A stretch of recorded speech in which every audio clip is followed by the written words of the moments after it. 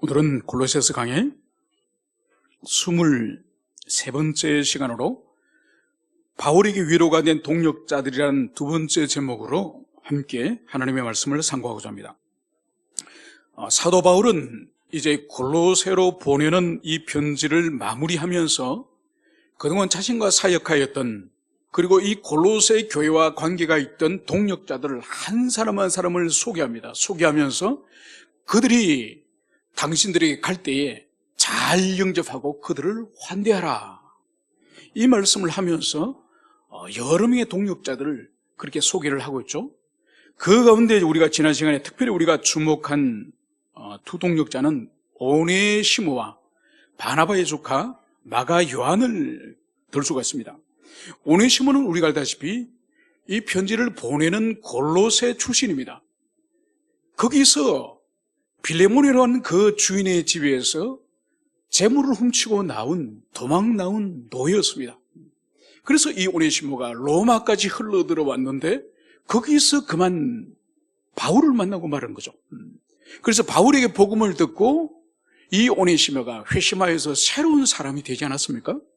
그래서 바울에게 얼마나 중요한 동역자였으면 그는 내 심장이다 그러면서 빌레몬에게 편지를 쓰기를 어떻게 편지를 썼죠?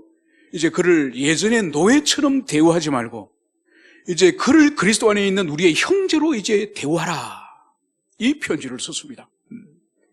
그리고 또 한 사람, 바울이 1차 선교 사역을 갔을 때에 그 중간에 이탈하여서 이후에 바나바와 바울이 크게 다투어서 이제 두 사람이 결별하게 만든 이 문제아, 바로 마가 요한, 이 사람을 바울이 오랜 세월이 지나고 나서 이 사람을 용서하고, 그리고 지금 바울과 함께 지금 이 마가 요한이 로마에 있는 거예요.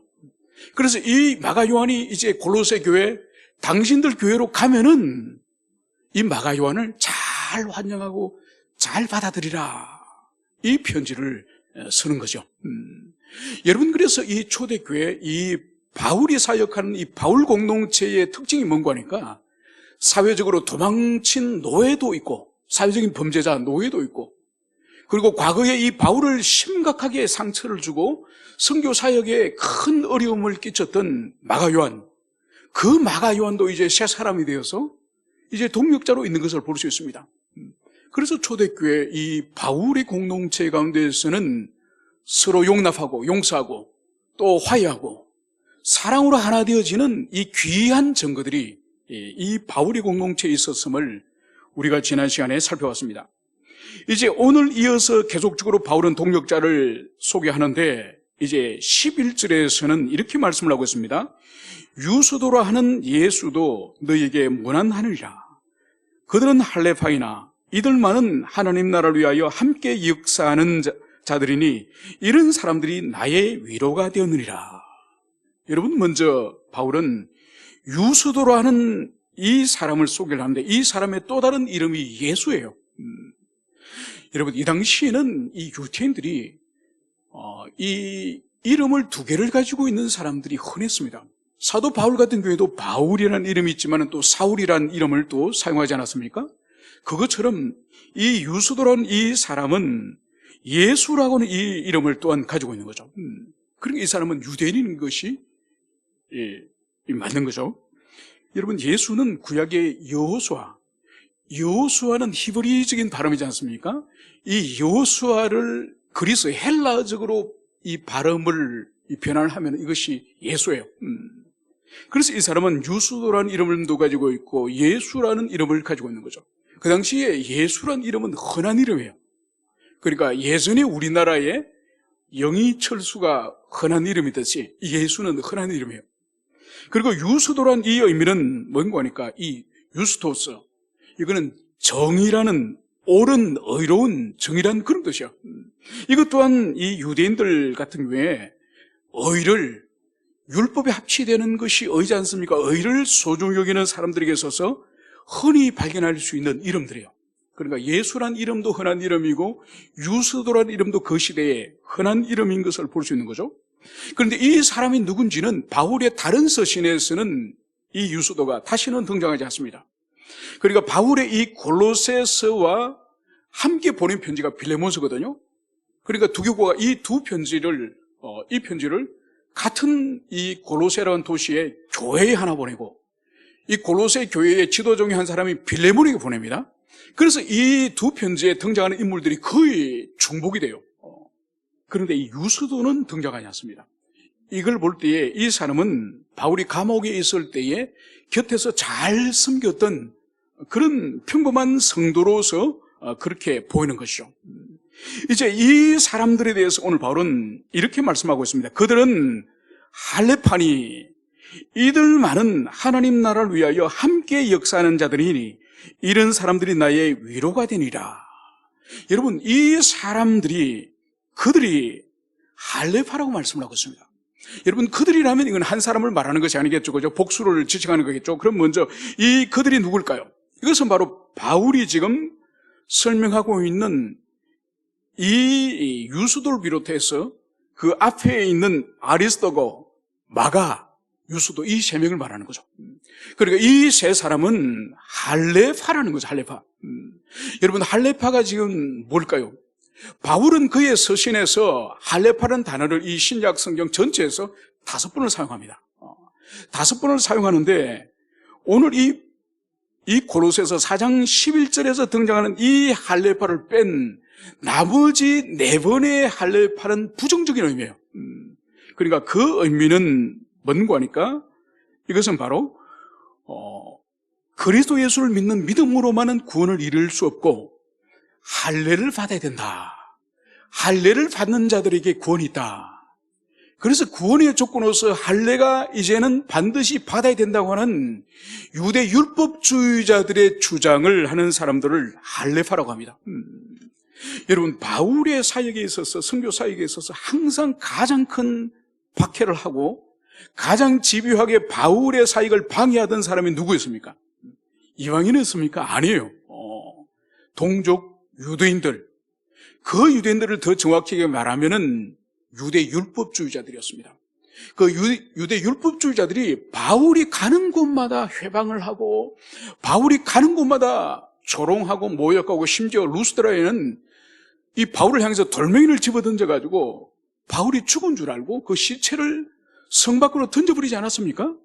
그래서 바울이 다시 살아난 거죠. 그러니까 바울을 집요하게 선교를 방해하는 그 사람들은 바로 이 할례파들이에요. 그러면 오늘 바울이 바로 이들만이 하나님 나라를 위해서 함께 역사하는 자다. 여러분, 이 할례파에 대한 이 설명과 바울을 돌로 쳐 죽이려고 했던 그 할례파가 조화를 이룰 수 있습니까? 조화를 이룰 수 없는 거죠. 여러분, 그러니까 바울이 비록 할례파라는 이 단어를 그의 서신에 5번을 사용하더라도 여러분, 동일한 단어를 할지라도 의미는 다른 거예요. 그리고 문맥에 따라서, 어떤 문맥에 따라서 할례파가 사용되어지느냐에 따라서 의미가 다른 거죠. 그래서 5번 가운데 4번의 할례파는 그리스도 예수 외에 율법을 지켜야 구원을 얻을 수 있다는, 할례를 받아야 구원을 얻을 수 있다고 하는 그런 율법주의자를 지칭한다고 한다면은, 여기서 지금 자신에게 위로가 되고 이들과 함께 하나님 나라를 위하는 동력자라고 고백한 이 할례파는 뭔가 하니까, 유대인으로 태어나서 어릴 때 할례를 받고 그 이후에 그리스도 예수를 믿게 된 유대인 그리스도인을 지칭하는 것이 여기서 할례파예요. 그래서 성경 속에 동일한 단어를 할지라도 뜻이 똑같은 것이 아니라 주변 문맥을 잘 살펴서 해석할 때에 그 말씀의 뜻을 벗어나지 않을 것입니다. 오늘 바울은 이들만이 하나님 나라를 위하여 함께 역사하는 자들이니 이런 사람들이 나의 위로가 되니라. 그러니까 이 할례파, 이 유대인과 많은 사람 같은 경우에서도 이 3명, 이 사람들이 하나님 나라를 위하고 이 사람들이 나에게 위로가 되었다. 이 말씀을 여기서 하고 있는 거죠. 여러분, 우리는 지금 히브리서를 묵상하고 있습니다. 히브리서의 배경이 뭐죠?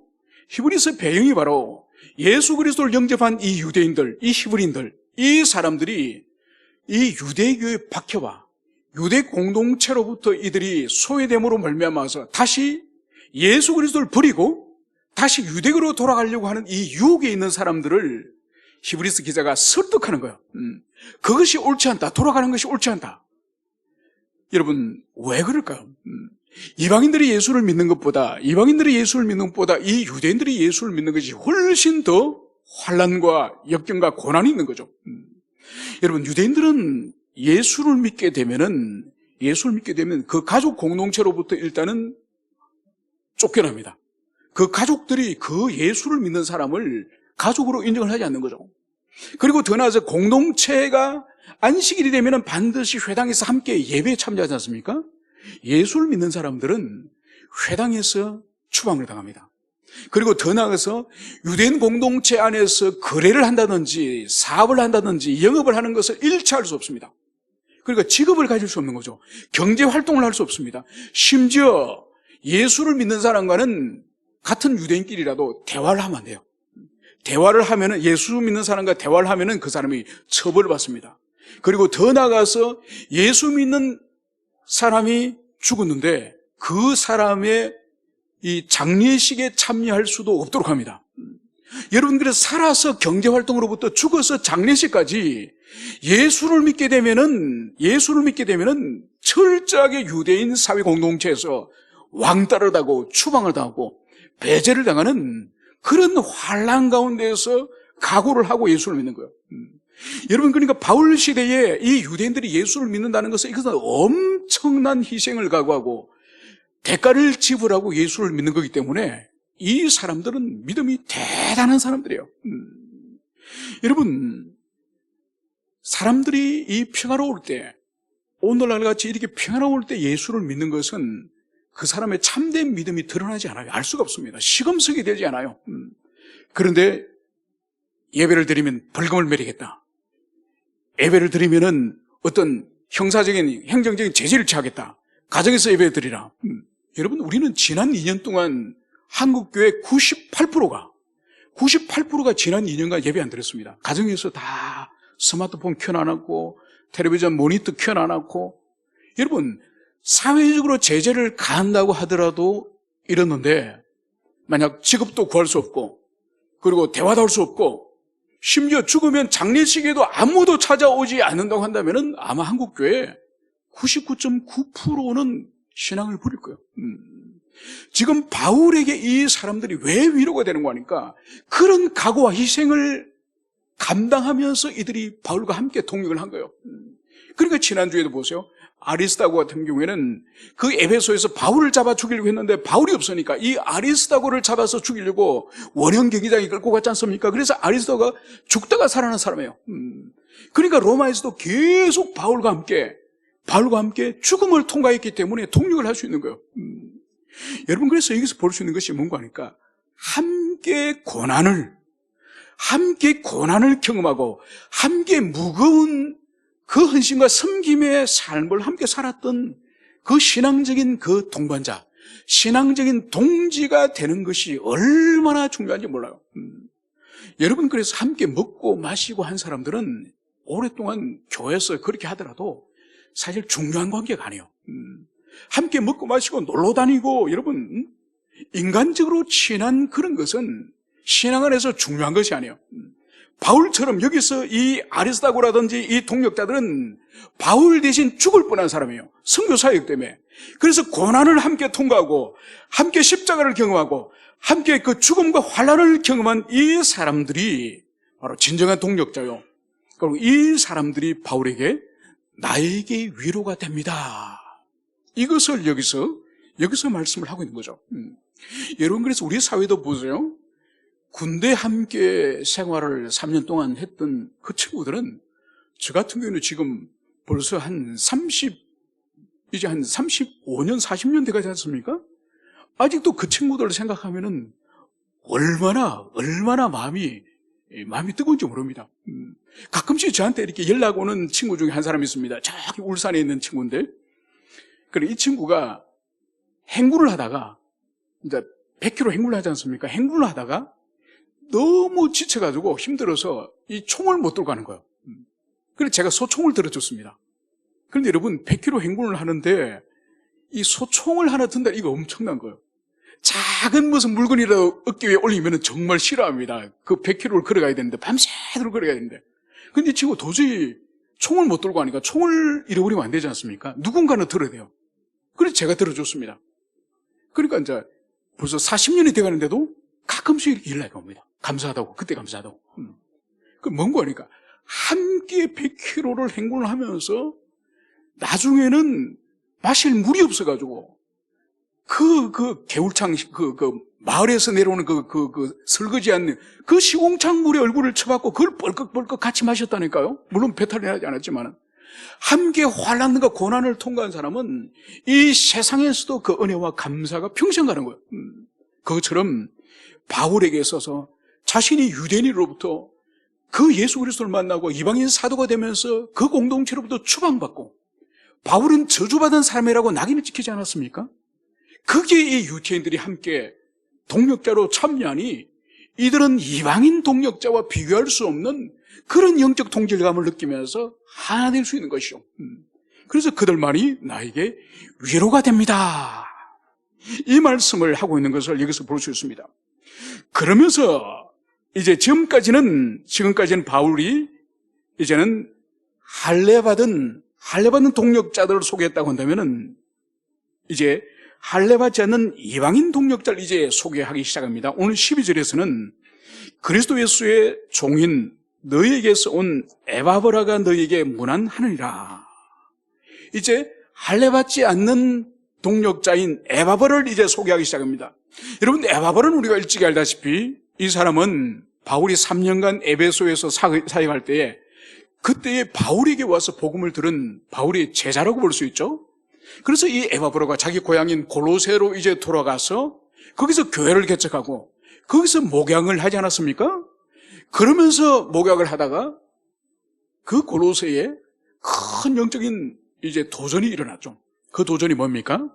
바로 영주주의 이단, 그리고 구약 율법을 지켜야 된다고 하는 이 율법주의주의 이단, 이들이 이 골로새 교회에 큰 혼란을 끼친 거죠. 그래서 이 에바브로가 자신의 이 목회적인 이 한계에 다다라서 결국은 자신이 복음을 배웠던 이 바울 사도를 찾아서 로마까지 간 거죠. 그래서 바울 사도에게 자기 교회에 지금 일어나고 있는 모든 영적인 이 어려움들을 다 토로하고, 그리고 거기에 대한 목회적 충고를 이제 편지로 써서 이제 골로새 교회로 보내게 되는 거죠. 바로 이 동력자, 이 에바브로를 여기서 지금 소개를 하면서 이 에바브로에 대해서 어떻게 이제 말씀을 하고 있냐.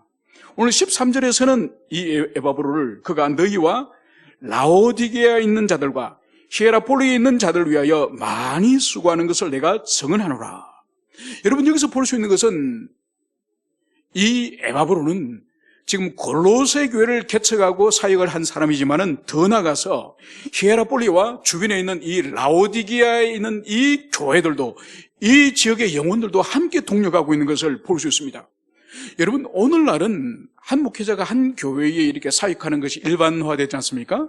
그런데 초대교회라든지 또 근대의 미국이라든지 이런 새로운 개척지에는 이 순회사역자라는 것이 있습니다. 그래서 한 지역의 한 교회만 목회하는 것이 아니라 계속 돌아다니면서 그렇게 사역을 하는 거죠. 그러니까 이 에바브라 같은 경우에도 이 골로새 교회뿐만 아니라 라오디게아와 그리고 히에라폴리 이 지역에서도 사역하였음을 볼 수 있는 거죠. 그래서 이 세 도시가 모두 이 에바브로의 목양권 아래에 있었음을, 그것을 여기서 볼 수 있습니다. 그리고 이어서 이제 이 에바브로가 이제 이 교회를 위해서 하나님께 기도한 것이 무엇인지를 바울은 그것을 오늘 증언을 하고 있습니다. 그가 항상 너희를 위하여 애써 기도하여 너희로 하나님의 모든 뜻 가운데 완전하고 확신 있게 서기를 구하노니. 그러니까 오늘 곁에서 바울이 함께 동역을 하면서 평소 이 에바브로가 골로새 교회를 위해서 무엇을 기도하는지 함께 기도 제목을 나누기도 했을 테고, 또 같이 기도 생활하면서 옆에 있는 이 에바브로가 기도하는 것을 듣지 않았겠습니까? 그래서 바울이 볼 때는 에바브로는 이 골로새 교회를 위해서 이런 기도를 하고 있습니다. 이것을 오늘 여기서 진술을 하고 있는 거죠. 여러분, 여기서 먼저 오늘 바울은 이 에바브로는 당신들 너희들 위해서 애써서 기도합니다. 애써 기도한다는 것을 오늘 여기서 말씀을 하고 있습니다.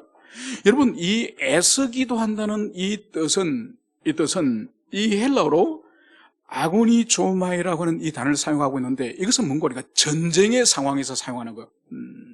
전쟁과, 그리고 이 고대 로마 시대 때 원형 경기장에서 짐승과 이제 결투를 하거나, 안 그러면 검투사가 다른 검투사와 결투하거나, 그 배경에서 나온 이 단어가 이 아고니조마예요.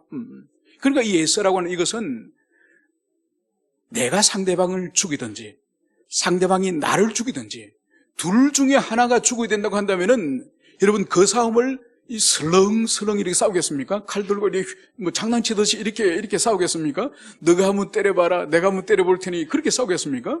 네가 죽거나 내가 죽는 거예요. 여러분, 이런 마음이 오늘 여기서 바울이 이 에바브로가 애써 기도하였다 할 때고, 이 애써요. 여러분, 이것을 뭔가 하니까 지금 골로새 교회를 둘러싸고 있는 그 영적 환경이 영적 전쟁의 상황이지 않습니까?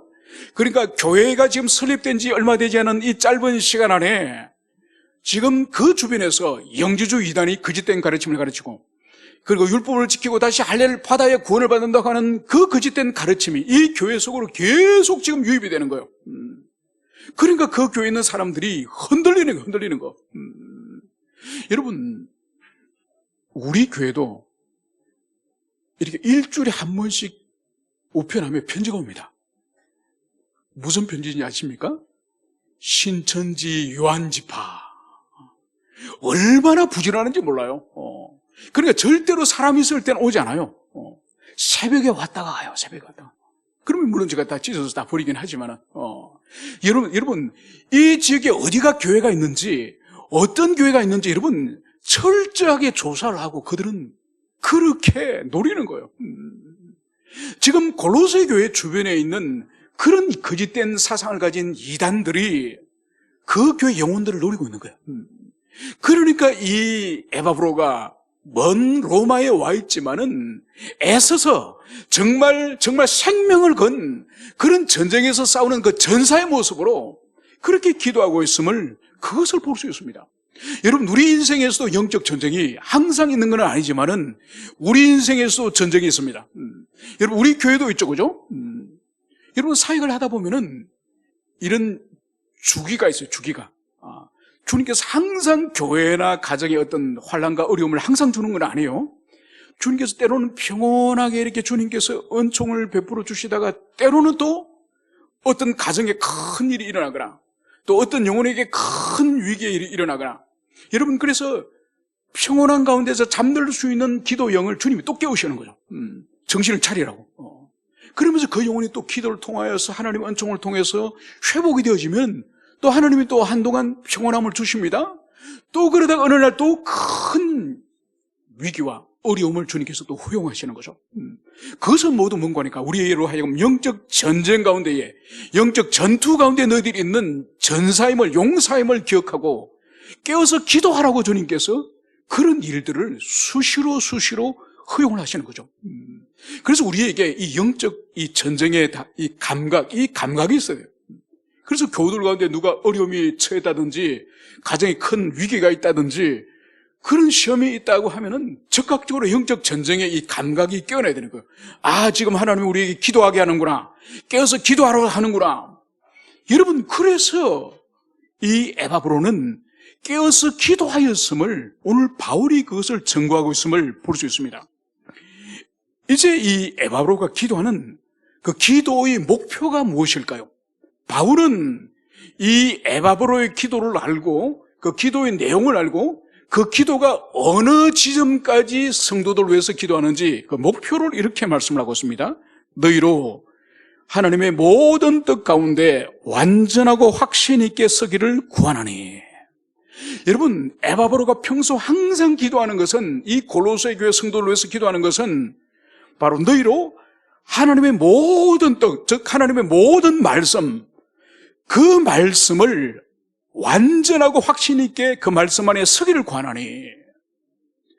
여러분, 오늘 이 에바브로는 먼저 이 교회 교우들이, 이 골로새 교회 교우들이 모든 자들이 하나님의 그 완전한 뜻, 하나님의 뜻, 주님의 말씀에 대해서 일단은 그들이 밝히 알기를 주님 원하십니다. 여러분, 우리가 믿음으로 살기 위해서 가장 선결되어야 되는 문제가 바로 뭔가 하니까 주님의 뜻 자체를 알아야 돼요. 많은 사람들이 신앙생활을 오래 하더라도 하나님의 뜻을 모르는 사람들이 아주 많습니다. 그러니까 그만큼 하나님이 주신, 우리에게 주신 이 66권 성경 계시를 탐구하고 배우고 묵상하고 이 깨닫는 일 자체를 게을리하는 사람이 얼마나 많은지 몰라요.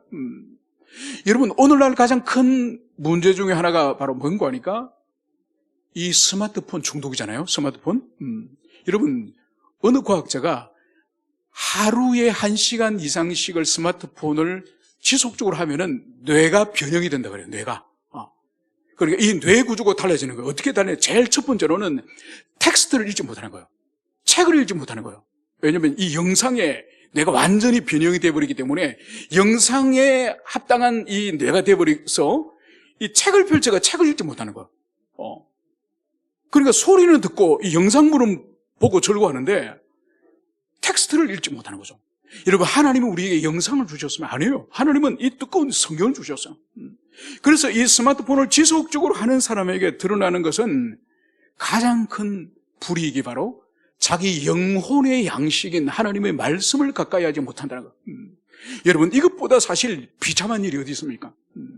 그래서 첫째는 지금 이 에바브라고 말하는 것은 하나님의 모든 뜻 가운데, 그래서 하나님이 주신 66권의 이 성경을 읽고 탐구하고 이 말씀을 사랑하여서 하나님의 말씀 자체를 먼저 깨닫고 이해하는 것이 필요합니다. 물론 이것을 깨닫고 이해한다 할지라도 사는 것은 다른 차원의 문제죠, 그죠? 그래서 첫 번째로는 하나님의 모든 뜻, 이 뜻을 우리가 밝히 알 수 있도록 이것을 힘써서 노력해야 됨을, 그것을 먼저 가슴에 새기시길 바랍니다.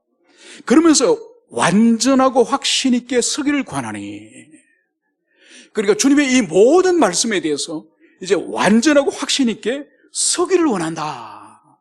이것이 에바브로의 이 기도의 본질입니다. 여러분, 여기서 먼저 완전하고, 여러분, 이 완전하고는 이 단어를 우리가 잘 살펴볼 필요가 있습니다. 문자적으로 이 완전하다는 이 의미는 필요하고 목적한 바를 조금도 부족함이 없이 완전히 구비함, 이것이 이 완전함입니다. 그런데 이 단어를 성경에서 여러 번 사용하는데, 이 단어가 성경에서 의미하는 이 완전의 의미는 그리스도를 닮아가는 성화의 마지막 단계 영화를 말한 거예요. 그러니까 우리가 그리스도 안에서 주님을 영접하고 성화되지 가지 않습니까? 이 세상 속에서. 그러면 성화의 마지막 그 절정이 영화지 않습니까? 그래서 여기서 완전함이라는 것은 이 영화를 지칭하는 거예요. 여러분, 이 성경에서 이 단어를 사용하는 용례를 제가 두 군데를 말씀드리겠습니다. 예수님이 친히 말씀하신, 그러므로 하늘에 계신 너희 아버지의 온전하심 같이 너희도 온전하라. 여기서는 온전이라고 번역을 하고 있습니다. 이 에바브로는 완전이라고 지금 사용을 하고 있지만은 헬라어는 동일한 단어예요.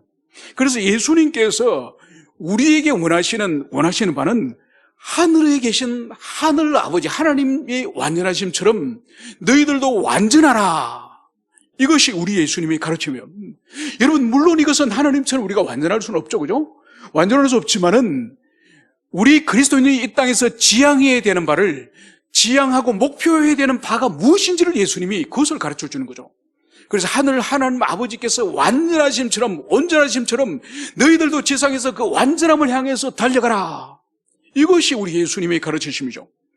그리고 바울이 에베소서 4장 13절에서도 이렇게 가르치고 있습니다. 우리가 다 하나님의 아들을 믿는 것과 아는 일에 하나가 되어 온전한 사람을 이루어 그리스도의 장성한 분량이 충만한 데까지 이르라. 여러분, 바울이 에베소에서도 이 온전함이라고 하는 이것은 바로 그리스도의 장성한 분량이 충만한 데까지. 여러분, 이것이 바로 하나님이 지상에 살아가는 우리 성도들에게 원하는 바요. 여러분, 우리가 이 세상에서 살아가면서 자신의 육신의 부모가 자신들에게 기대하는 바들이 있지 않습니까? 그죠? 물론 그 기대를 온전히 충족을 하기는 힘들죠. 물론 충족하는 그런 극소수의 자녀도 있습니다. 그래서 자기 자녀에 대해서 대견하게 생각하는 그런 부모도 세상에 있더만요. 그럼 대부분 사람들은 자녀를 볼 때 뭔가 부족해, 불만족이 그렇게 많죠. 그죠? 여러분, 하나님이 원하시는, 그리스도께서 원하시는 우리 그리스도인의 삶이 얼마나 높은 기준을 하나님이 원하시는, 이것을 기억해야 되는 거예요. 그냥 이 세상에서 예수 믿고 잘 먹고 잘 살고 돈 있고 능력 있고 떵떵거리며 사는 여러분, 이것이 예수님이 하나님 원하시는 기대가 아니에요. 바로 우리 예수님이 하늘 아버지께서 온전한 것처럼 너희들도 온전해지기 원한다. 바울이 예수 그리스도에 충만한 그 형상을 회복하기까지 너희들도 그런 사람이 되기 원한다. 여러분, 이것이 주님이 우리에게 이 지상에서 기대하는 바요. 그런데 우리는 얼마나 이 지상에서 하나님의 기대와 달리 우리 스스로 인생의 목표를 정하고 우리 스스로의 그 목표를 정해서 헛되고 어리석은데 우리 인생을 낭비하면서 그렇게 살아갑니까? 여러분, 우리는 이미 요한계시록을 통해서 바로 다시 오실 그리스도, 우리가 다시 만날 우리 주님께서는 우리를 어떤 존재로서 예배해야 될지를 바로 신랑과 신부로서 말씀하셨다는 것을 이미 알고 있습니다. 그래서 계시록 19장에서 주님 다시 재림하실 때 교회가 어떤 모습으로 주님을 맞이할지를 바로 깨끗하고 이 빛나는 이 세마포 옷을 입고 이 신랑을 맞이할 것을 결혼식의 그 배경을 가지고, 결혼식의 이미지를 가지고 말씀하지 않았습니까? 여러분, 다시 오실 신랑이신 우리 주님 그리스도는 이 땅에 돈 많은 신부를 원하는 게 아니에요. 화려한 예복을, 화장을 진하게 한 화려한 예복을 입은 그 신부를 원하는 것이 아니에요. 바로 신랑이신 우리 주님이 원하시는 신부는 다른 것이 아니라 바로 깨끗하고 흰 세마포 옷을 입은 그 순결한 신부를 원하는 거예요. 과거가 복잡하고 많은 남자 문제가 있고 많은 지저분한 그 사생활이 있으면서 돈 많은 그 신부를 원하는 게 아니에요. 순결하고 깨끗한 그 흰 세마포 옷을 입은 그 신부를 원한다는 것을, 여러분, 이것은 구약에서, 레위기에서도 여호와께서 내가 온전하니 너희도 온전하라. 여러분, 그래서 하나님은 이 신구약에서 일관되게 우리 그리스도인들에게 원하는 것은 다른 것이 아니에요. 순결한 너희들이 되기 원합니다. 순결한 신부로서 너희들이 나를 맞이할 준비를 하라. 여러분, 이것이 구약의 여호와로부터 신약의 그리스도 예수께서 마지막 요한계시록에 이르기까지 우리에게 원하는 바는 단 이거예요. 그래서 많은 사람들이 이 땅에서 무엇을 먹을까, 무엇을 입을까, 어떻게 살까, 무엇을 물려줄까, 여러분, 여기에 우리의 정신의 90% 이상이 다 소모되지 않습니까? 여러분, 오늘 이 에바브로는 이 골로새 교회 성도들 가운데 왜 가난한 사람이 없겠습니까? 왜 병든 사람이 없겠습니까? 왜 관계가 파괴된 사람이 없겠습니까? 여러분, 그런 거 구하지 않아요. 바로 이 골로새 교회 성도들이 바로 하나님의 온전함처럼 그들이 온전한 사람이 되기를 원합니다. 이것이 이 에바브로의 계속적인 기도였음을 오늘 바울이 그것을 오늘 증언하고 있습니다. 여러분, 저는 이 말씀을 묵상하면서 참 회개를 하고 반성을 했습니다. 왜냐하면 제가 새벽에 기도 시간에 기도하면서 여러분들에게 이렇게 한 바퀴를 돌면은 우리 교회 교우들은 많지가 않아서 저 멀리 있는 대구에 있는 우리 영구 집사님, 또 중국에 있는 박수경 집사님, 그래서 우리 교회에 관계되는 이분들 다 합치면 한 30명 정도 돼요. 그러면 한 1시간에서 한 1시간 20분 정도 기도하면 거의 끝납니다. 그러면서 제가 이번 주 이 말씀을 묵상하면서 에바브로는 이들이 건강하기를, 이들이 경제적으로 부유해지기를, 이들이 사회적인 지위와 신분이 나아지기를, 아니면 이들이 박해로부터 이길 수 있기를, 여러분, 에바브로는 그것을 기도하지 않았습니다. 바로 에바브로 기도한 것은 그 사람 존재와 그 사람의 이 경건 자체에 대해서 오늘 그것을 지속적으로 기도하였음을 바울이 증언하고 있는 거예요. 그런데 제가 아침에 새벽에 여러분들을 위해서 딱 돌아가면서 기도하면은 다 여러분들의 상황과 환경에 대한 기도가 80, 90%예요. 그래서 여러분의 영혼 자체에 대해서 기도하는 것은 한 20%, 30% 정도밖에 되지 않은 것 같아요. 그래서 제가 이 에바브로의 기도 생활을 보면서 참 회개를 했습니다. 좀 더 여러분들의 영혼 본질에 대한 변화, 여러분과 하나님과의 관계 자체의 변화, 여러분의 영적 각성에 대한 그 기도, 여러분 이 결심을 하게 되었음을 여러분들에게 말씀을 드립니다.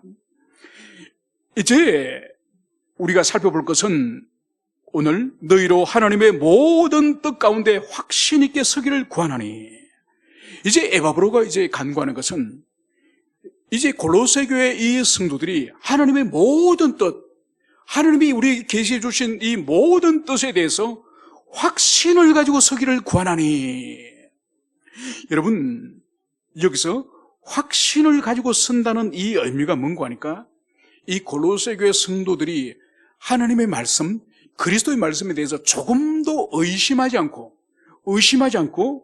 그분의 그 말씀에 대해서 흔들림 없는 확신을 가지고 그분을 신뢰하고 순종한다는 이 의미예요.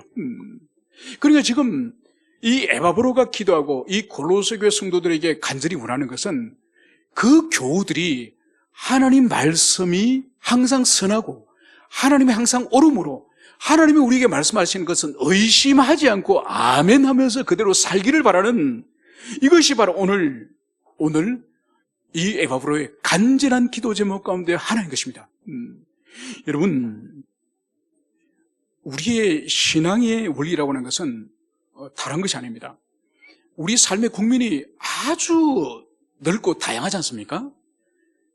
가정 안에 가족들과 관계도 있지만은 또 직장의 문제도 있고 또 친구나 동창의 문제도 있고 자기 건강이라든지 스포츠 취미 생활도 있고, 우리의 삶의 지평들이 얼마나 넓습니까? 그죠? 다양하게 넓지만은 신앙의 원리는 하나입니다.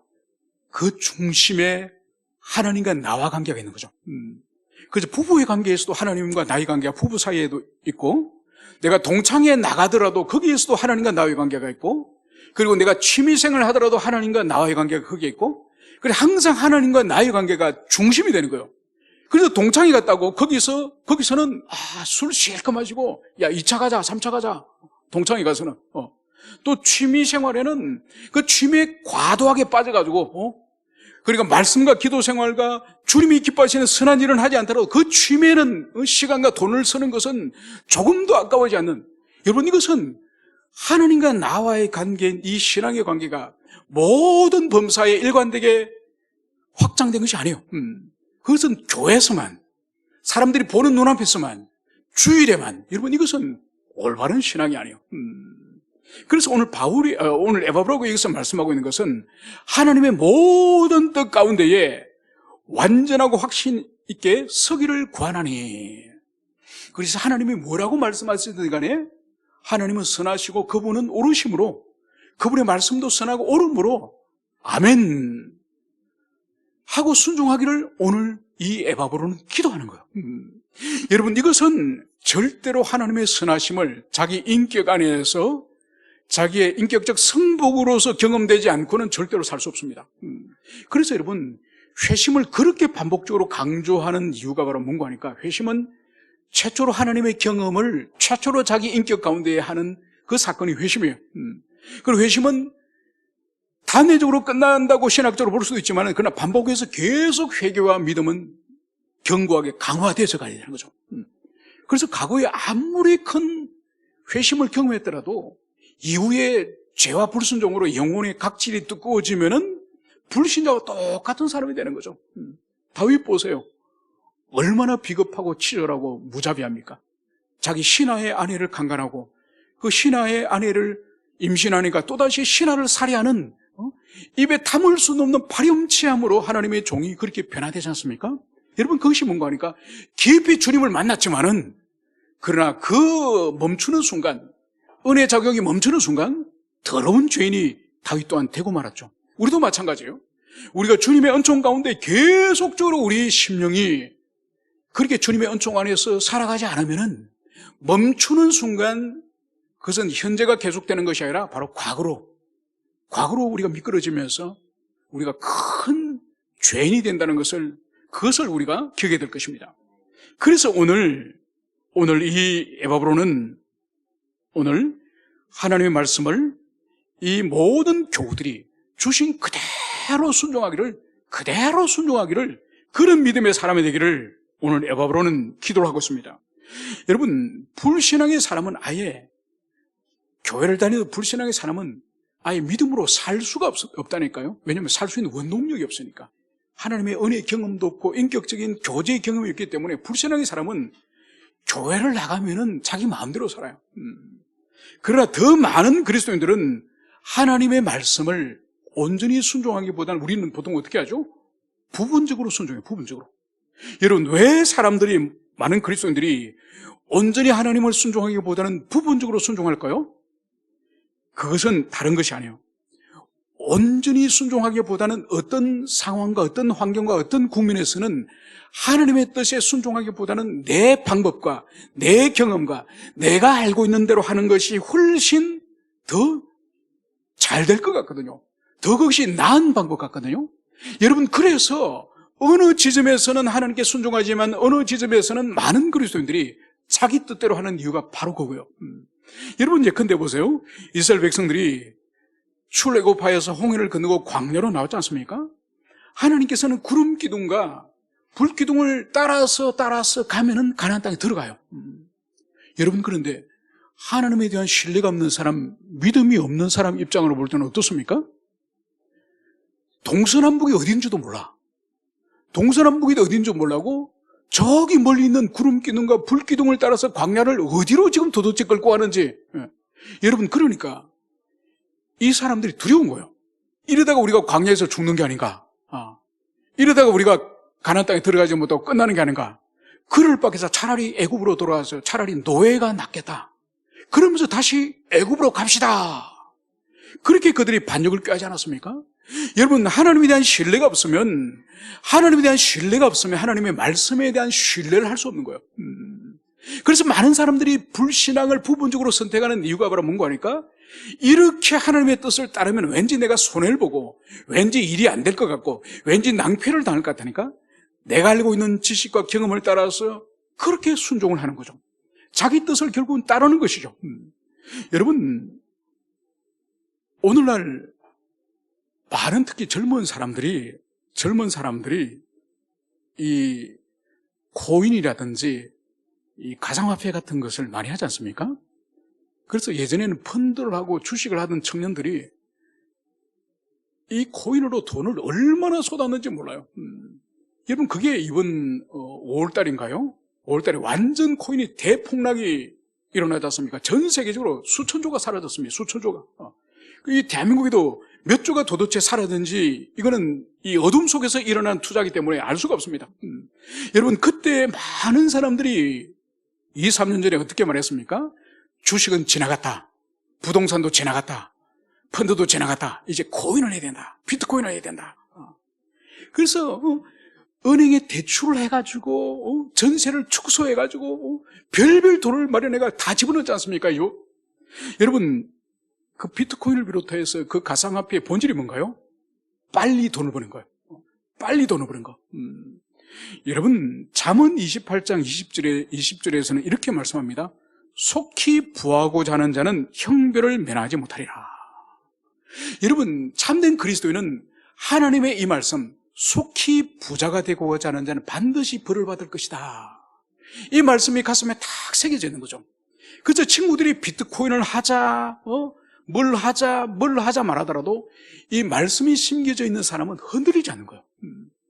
흔들리지 않는 거예요. 여러분, 오늘날 보세요. 오늘날 청년들 가운데서 결혼을 포기하고 또 결혼을 망설이고 있는 많은 사람들이 있지 않습니까? 그 청년들에게 물어보면 아니 왜 결혼을 하지 않으려고 합니까? 물어보면 대부분 80, 90%가 결혼 비용이 너무 많이 든다는 거죠. 집을 구해야 되고 또 이제 결혼하면 애가 있으면 차도 있어야 되고 이 계산을 하니까 도저히 자기 연봉으로는 도저히 계산이 안 나온다는 거죠. 그래서 결혼을 하지 않겠다는 거예요. 결혼을 하더라도 양육 비용이 너무 많이 들기 때문에 자식은 안 낳겠다는 거예요. 여러분, 이것이 이 세상의 대세예요, 대세. 여러분, 제가 중학교 다닐 때 8반이 있었거든요. 한 반에 보통 50명 이상입니다. 58, 40, 400명이 한 해에 중학교 입학을 했습니다. 올 초에 그 학교 이제 동창회에서 이제 신입생들에게 선물을 보내거든요. 그래서 선물을 보낸 거에서 결과 보고가 매일 온 거예요. 보니까 올해 신입생이 9명. 우리 때는 400명이 들어가던 그 학교가 400명이 들어간 학교가 9명. 여러분, 왜 이렇게 결혼을 하지 않고 출산을 하지 않고 양육을 하지 않고 자기 자신밖에 모르는 이런 극단적인 이기주의자가 되었을까요? 그래서 많은 그리스도인들도 여기에 부하내동을 하여서 결혼을 하지 않고 자녀를 출산하지 않고 양육을 하지 않는 이런 것이 교회 안에까지 이 세상에 바람이 들어왔습니다. 여러분, 그러나 믿음 있는 사람은 그렇게 생각하지 않는 거죠. 주님께서 생육하고 번성하라, 땅에 충만하라, 이 말씀을 주님이 주신 거죠. 그리고 주님께서 먼저 그의 나라와 의를 구하라, 그리하면 이 모든 것을 더해 주시라. 이 말씀이 가슴에 깊이 새겨 있는 사람은 세상 사람들이 아무리 자식을 안 낳는다, 결혼을 하지 않는다 이런 말을 하더라도 하나님이 생육하고 번성하라 그랬다. 그래서 혼인을 하고 가정을 가지고 자녀를 낳는 것은 이거 당연히 하나님 백성의 본분이다. 그리고 이 하나님의 뜻에 순종할 때에 먼저 그의 나라와 의를 구할 때 그 나머지 모든 것을 더해 주시라. 이 하나님 말씀을 나는 믿습니다. 그래서 주변 친구들이 아니 그 위험한 결혼을 왜 하니? 결혼 생활이 얼마나 위험한 일인지 아니? 그 비행기 추락하는 것보다 더 위험한 일이 결혼 생활은 일 말하더라도 신경을 안 쓰는 거죠.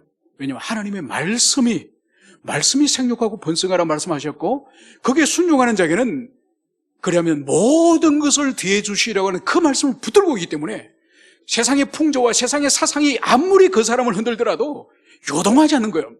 그래서 오늘 여기서 이 에바브라고 말씀하고 있는 이 말씀이 바로 뭔고 하니까 이 말씀이 바로 요동하지 않는 견고한 그런 말씀에 대해 반응하는 그런 사람 되기를 오늘 기도하고 있는 것을 여기서 볼 수 있습니다.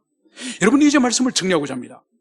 여러분, 오늘 에바브로가 간절히 기도하는 이것은 에바브로 본인이 먼저 순종으로 삶을 살았고 그리고 더 나아가 자기가 예전에 목양했던 양들도 이런 삶을 살기를 간절히 원하는 거죠.